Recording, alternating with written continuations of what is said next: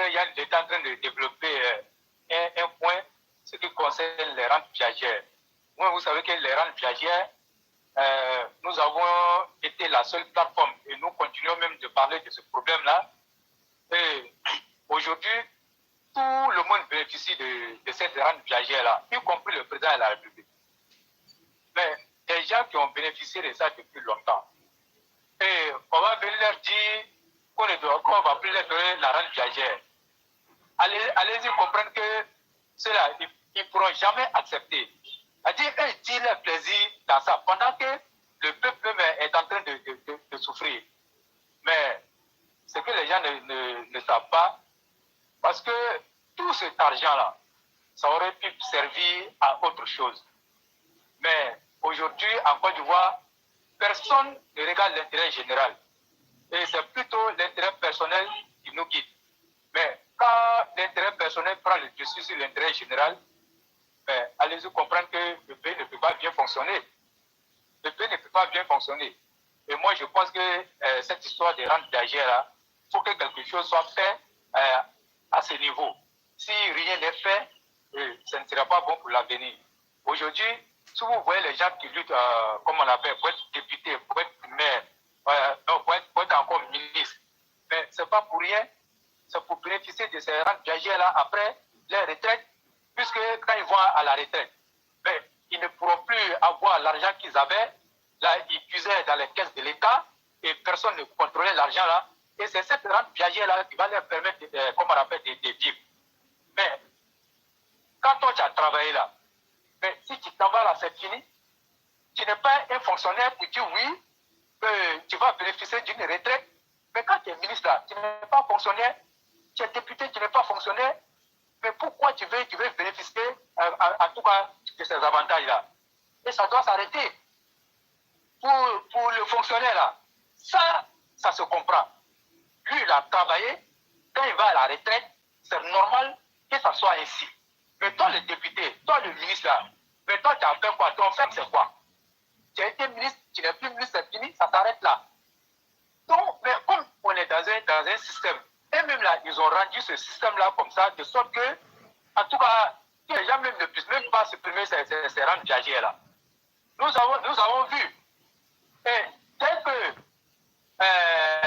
la loi a frappé, comment il s'appelle, le député maire d'Azadier, et Mamadou Koulibaly, quand il avait été notifié qu'ils allaient couper, comment on appelle ces rentes-là, mais parce que toi tu travailles, tu enseignes à l'université, et puis tu bénéficies du salaire de fonctionnaire. Toi tu es un élu, et puis tu bénéficies encore de l'autre côté. Mais dès qu'ils ont dit qu'ils vont couper, mais il a regardé, comment on appelle, les intérêts, ce qui était bon, et il a abandonné le peuple. Il allait prendre son salaire. Et donc, quand vous voyez ce genre de choses-là, ça veut dire que réellement, en Côte d'Ivoire, on ne travaille pas, en tout cas parce qu'on doit travailler pour le pays. Mais il n'y a que les intérêts qui nous quittent. Et ça, c'est pas bon. C'est dangereux. Et voilà encore un autre fait. Voilà encore un autre fait. Que ce que les gens même ne prennent même pas attention à ça. C'est clair, il y a vraiment une injustice. Il faut que l'État répare cette injustice-là. Moi, je prends un exemple. Vous voyez quelqu'un qui a une maîtrise, c'est clair, qui se retrouve aujourd'hui comme un enseignant. Et la même personne qui a la même maîtrise, il se retrouve dans un comment on appelle, dans les régies financières. Je vais prendre les impôts bien le trésor comme ça. Ils ont les mêmes diplômes, les mêmes qualifications, les mêmes diplômes. Mais celui qui se retrouve dans une régie financière, là, mais éclairé, lui, il est mieux traité que l'enseignant. Et à la limite même là, lui-même, il bénéficie d'une prime même que l'enseignant même ne bénéficie pas. Mais quand vous créez vous-même l'injustice là, et après vous êtes étonné que les gens sont corrompus. Voilà les bases de la corruption. Et donc, moi, ce que l'État doit faire là, c'est de remédier à ce problème-là. Instaurer en tout cas les primes dans tous les services de l'État. Même si on va à l'enseignement, même les instituteurs. Il faut comme on appelle, instaurer des primes dans ces secteurs-là. Parce qu'aujourd'hui, ce que les gens ne savent pas, il faut dire la vérité aux gens. Réellement, tout ce que nous sommes en train de dire là, en Côte d'Ivoire, l'éclaireur, tu ne peux pas vivre seulement de ton salaire. Ce n'est pas possible. Si tu veux vivre de ton salaire éclaireur, ton propriétaire de maison va te chasser de ta maison. Donc il faut forcément faire par la corruption, quoi. Il faut. Oui, mais il faut forcément la corruption puisque c'est ce que l'État a créé. C'est l'État même qui est en train de créer, en tout cas, les conditions de cette corruption-là. Mais vous faites de l'injustice. Donc aujourd'hui, le salaire là, ça ne suffit pas. Il faut dire la vérité aux gens. Donc l'État là, l'État a la solution à ces problèmes-là. Comme ce que je suis en train de dire, comme on appelle tout à l'heure là. Mais comment vous pouvez, quelqu'un qui a une maîtrise, comme on appelle, qui se retrouve dans un régime financier, et l'autre qui a les mêmes diplômes se retrouve, peut-être, comme on appelle, peut-être qui se retrouve, peut-être au ministère de la Santé, comme ça, c'est un exemple. Et lui, il ne reçoit pas de primes, mais celui qui est aux impôts là, lui, il reçoit des primes. Pourquoi? Ils vont venir justifier ça comment? Donc après, vous serez étonné, celui qui est au ministère de la Santé là-bas, il a fait des détournements, vous allez le prendre et le jeter en prison. Et celui-même aussi qui est aux impôts là, les vrais qui bénéficient de comment on appelle, de ces primes-là, mais lui, il dit que ces primes-là ne suffisent pas. Hein. Il va aller voler encore pour mettre dessus. Et ça là, c'est pas bon. C'est pas bon. Et donc, tout ce que nous sommes en train de dire là, l'État est conscient de ça. L'État sait ce que nous sommes en train de dire là. Il sait que c'est vrai. Mais qu'est-ce que vous devez faire? Mais vous-même, vous voyez le problème. Vous avez la solution. Mais vous attendez quoi pour régler ce problème-là? Donc, moi, je pense que dans tous les services de l'État là, éclairés, à la vérité, il faut mettre des primes là-bas pour permettre aux gens de vivre, en tout cas, de façon, de façon, en tout cas, de façon, décente, quoi. Sinon, c'est pas bon. C'est pas bon. Aujourd'hui, vous-même, vous avez constaté, personne ne veut aller encore dans votre service si ce n'est pas au trésor et puis les impôts. Et donc, si ça arrive là, mais c'est l'État qui a créé ça, parce que l'État a montré comment on appelle, aux gens que les autres secteurs là sont rien, que c'est les impôts là, quand tu t'en vas là-bas là, tu gagnes l'argent, non seulement tu voles, et puis l'État te donne encore des primes. Donc l'État est en train d'encourager les gens à abandonner les autres secteurs pour aller maintenant aux impôts et au trésor. Mais ce n'est pas bien. Personne ne veut aller encore dans vos services. C'est vrai, mais si c'est moi-même là, moi-même je ne vais pas aller dans vos services. Puisque l'État dit que, comme on appelle les autres services, si tu t'en vas là-bas, là, tu as le même diplôme, les avantages, tu ne vas pas bénéficier de l'État. Mais si tu t'en vas aux impôts et puis, comme on appelle, à la douane, au trésor, tu vas bénéficier de ça. Et donc moi là, si j'ai la possibilité là, moi je vais aller là-bas. Moi, j'en connais des personnes qui ont passé des concours. Il a passé, pour, comment on appelle, pour le trésor, et il avait passé à, je crois,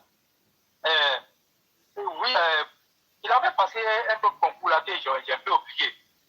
Mais il se trouve que les deux ont marché. Mais il n'a même pas réfléchi. Mais de l'autre côté là-bas, là, il allait avoir un bon salaire. Mais il n'a pas réfléchi, il a dit qu'il s'en fout de son salaire. Et il est parti au trésor. Mais aujourd'hui, là, il est bien avec les primes. Mais vous pensez que s'il y avait, comment on appelle, la prime, l'autre côté là-bas, là, mais il n'allait pas partir aux impôts. Non seulement son salaire était bon là-bas, il allait bénéficier d'une prime. Mais il est bon, mais il n'y a pas de prime. Il allait directement au trésor. Parce que là-bas, là, s'il s'en va éclairer, il ne pourra pas vivre de son salaire. Il ne pourra pas vivre de son salaire. Donc aujourd'hui, nous sommes dans un système où, en tout cas, l'État même a favorisé tout ce que nous sommes en train de dire. Même quand on regarde la corruption, vous pensez qui est à la base de cette corruption? Ce n'est pas la population, c'est l'État même qui est à la base de cette corruption, c'est le gouvernement. Parce que nous-mêmes, nous voyons au sein de ce gouvernement-là, des hauts cadres du gouvernement, des ministres qui sont impliqués dans des malversations, dans des corruptions. Et tout à l'heure, Yann était en train d'évoquer le cas d'Alain Richard Ndovayi. Nous, on connaît ce ministre-là. Qu'est-ce qu'il n'a pas fait de mal à notre forêt ici? C'est lui, avec la complicité de ceux aux Chinois, aux Libanais. Et moi-même, je profite de ce temps-là même pour dire qu'il faut que les enquêtes soient menées. Et puis maintenant, en tout cas, approfondir les enquêtes. S'il y a des personnes qui sont impliquées dans cette affaire-là, il faut tous les arrêter. Parce que la Côte d'Ivoire, là, ce n'est pas le bien privé de quelqu'un d'autre. Hein. C'est pour nous tous. Mais toi, tu es qui? C'est pas parce que ton papa s'appelle, comment on l'appelle, Alain Ndovayi, que toi, toi aussi, toi, tu vas venir. Non, non, c'est pas ça. La Côte d'Ivoire, c'est pas la propriété de quelqu'un. Il faut que chacun joue son rôle. Mais venir s'accaparer des biens du pays, pour en faire de ça un bien familial, nous, on ne va pas accepter ça. Donc, on ne pourra pas accepter. Donc, moi, j'ai dit, aujourd'hui, l'État est victime, en tout cas, de sa propre politique.